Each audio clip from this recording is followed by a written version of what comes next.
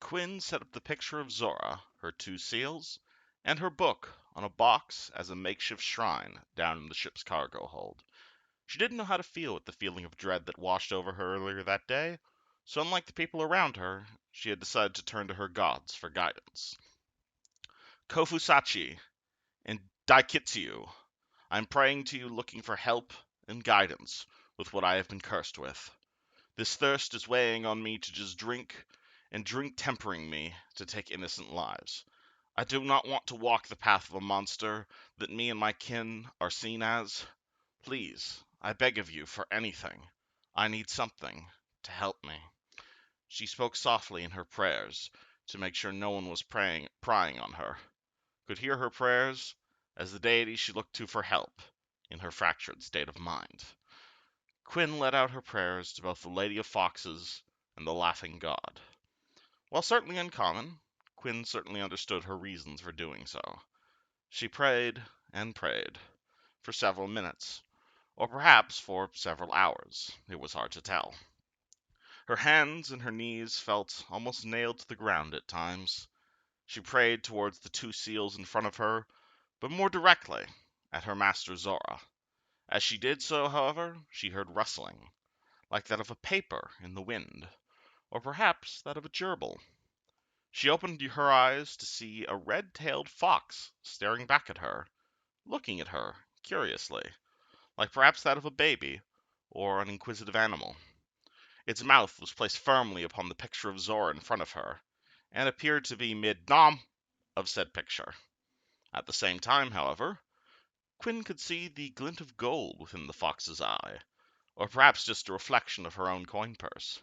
At the same time, a maddening buzz seemed to fill the air around her, as a single, bloated-looking mosquito floated into view behind the fox, who appeared entirely oblivious to the creature.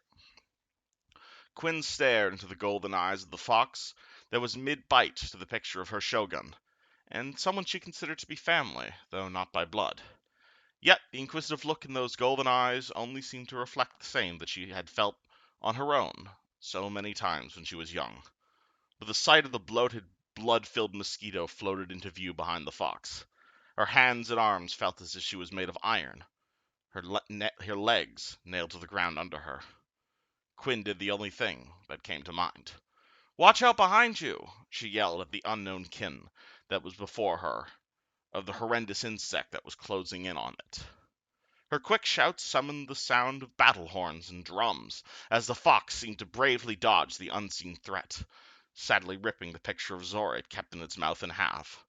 The fox turned to face the mosquito, holding Zora's paper face like a shield in its mouth, but despite being several times larger, seemed to show hesitation, or perhaps a simple lack of skill. As by the time the much larger fox turned to face the bug, the mosquito had already flown around and flanked it, threatening to bite the fox. As if that wasn't enough, a second mosquito appeared to fly out from behind it. With the battle being 2-on-1, the fox retreated a few feet to the side of the wooden chamber, and stuck its paw into a loose bit on the hull of the ship, and appeared to produce a small leak. A trickle of water began to flow into the room, its flood producing a makeshift river line that the fox hid behind like a moat, the two mosquitoes seemingly unable to fly over. For now.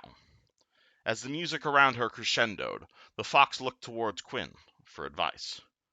Quin was taken aback at first by her voice summoning the sound of battle horns and drums that sounded all too familiar from her days of training. She almost paid no attention as the fox sadly tore the precious picture of Zora, but instead, more intent on seeing this fox survive the fight. She watched at the sight of what had happened and saw the look for help as the makeshift river line halted the terrifying and relentless insects. She didn't know what to do, but she felt her heart pounding, as the fox was everything in this very moment. She did what came to her mind first. She turned to her fox form for the first time in years, and bared her teeth, as if trying to say, "Let us fight!" She shifted into her fox form. Almost instantly, the shackles around her arms disappeared, as Quin jumped directly into the war zone. The fox in front of her snarled at the insects, who, for lack of a better term, multiplied. 2 more mosquitoes appeared, now 4 in total. 3 in front of her, and the 4th suddenly behind her. A mosquito appeared behind her and stabbed. The mosquito that appeared behind her stabbed into Quin's neck, hitting her fox body almost exactly where she had been bitten by a vampire a few hours earlier. She felt woozy, as if a section of herself had been eaten away by this mosquito. Seeing this, however, her foxen arms dove towards Quin, still holding Zora's face in its mouth, almost appearing to grapple the mosquito with the paper, though at the cost of taking its eyes off the river line. Upon being bitten in the same spot as earlier and feeling the same effects, Quin's eyes went wide. She shifted into her mystic focus, her red fur appearing to be almost like red autumn leaves with her skin as hard as bark underneath. She took a quick 5-foot step back from them and launched a magic missile, each of the 4 mosquitoes getting one. Pew! Her magical assault appeared to definitely do some damage, as purple artillery rained down upon the mosquitoes. Yet her foe appeared unhindered. Flying across the river line, the 3 mosquitoes in front of her charged directly at her position. 2 hit their mark, each of them pouncing upon Quin as they dug their evil, dirty noses into her fur.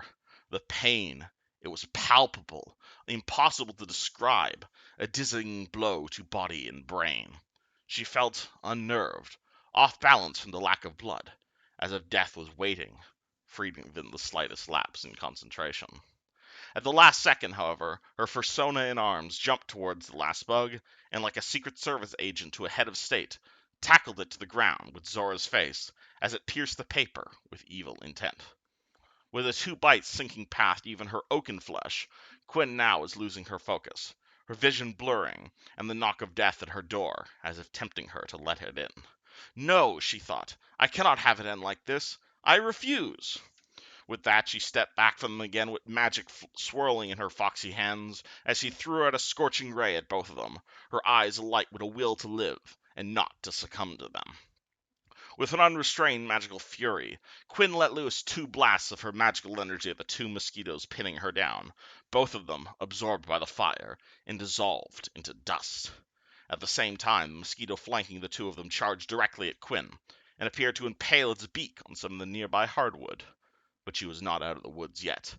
The mosquito her comrade fought escaped its trap, and stabbed towards the other fox, pinning its neck. However, while it was wounded, it appeared to show resolve. It was learning, picking up tips, and yet it stood its ground. This was to be the final showdown. With a loud growl, Quin moved over to the one that went after the fox material as she drew her katana with her paws, pumping it full of magic as she extended her weapon further before striking at the insect that dared to attack the fox familiar.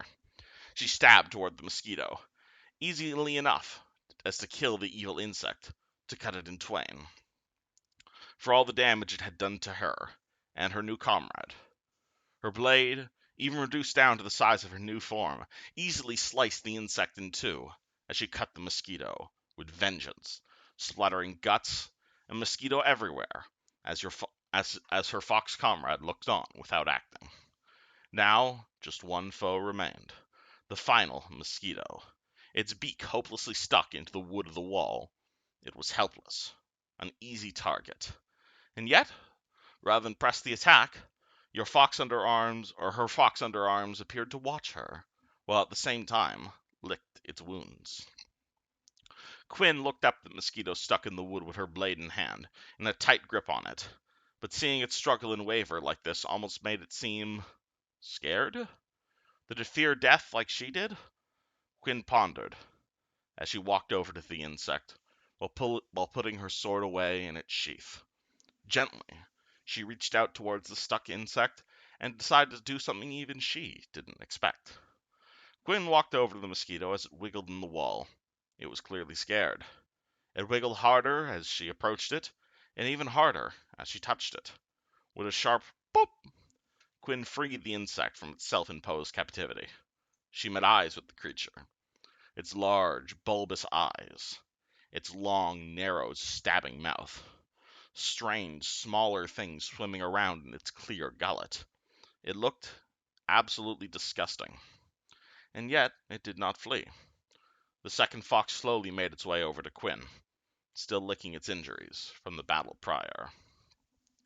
From up above, it spoke, with the voice of Zora.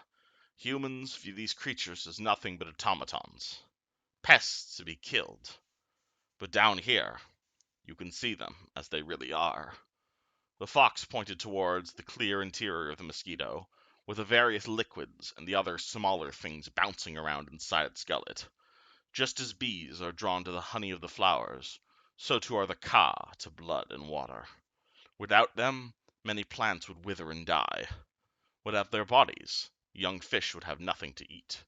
And without this, the fox points to the long, narrow mouth, the lifeblood inside all would not be recycled. Like all living creatures, ka are useful creatures, even when they are twisted to evil ends. Quin nodded as she looked at the ka, as the fox called it, while observing the very disgusting yet fascinating insect in her hands. Quin held it in her hands, and just let it sit there as she watched it, as if waiting to see if it would do anything, or simply fly off. So even if twisted like this little one has been, it's still just as any living being on this planet. It has a place here, just like I do, whether it will be recycling the lifeblood, being food for others, or helping grow others, Quin said, softly repeating what the fox had told her before she looked down at the golden-eyed red fox. Yet what has brought them to here, and you are here? Even if twisted with evil, it still confuses me as to what brought them to me and you, little one. She has taken the name, the Duchess, came the response from the other fox. For death did not kill her. It had elevated her, displaced her, given her time to plan, and control over the ka, as chemicals and blood. She has revealed her other self to you unwillingly, but now she acts swiftly as you unravel her veil. When she was struck down, she came back stronger than you could possibly imagine. It is her minions who have infected you, and soon the entire shackles, in revenge for a life no longer lived, for a card game never played, and an anger without a beginning nor an end. And yet, you can still save her before she corrupts herself to darkness. So, this Duchess person, she is the one corrupting the Ka? She is the one behind this crimson curse? Quin responded. But what you're saying is that even with her plan to corrupt all the shackles, she herself could still be saved from the darkness? If that's even a possibility, then I need to keep it in mind. But I don't think the others will believe me, especially with their distrust of the gods. But if she can still be saved, then I'll do what I can to save her, and help her like you two have done me for decades. The Duchess herself is too far gone, no, spoke the fox.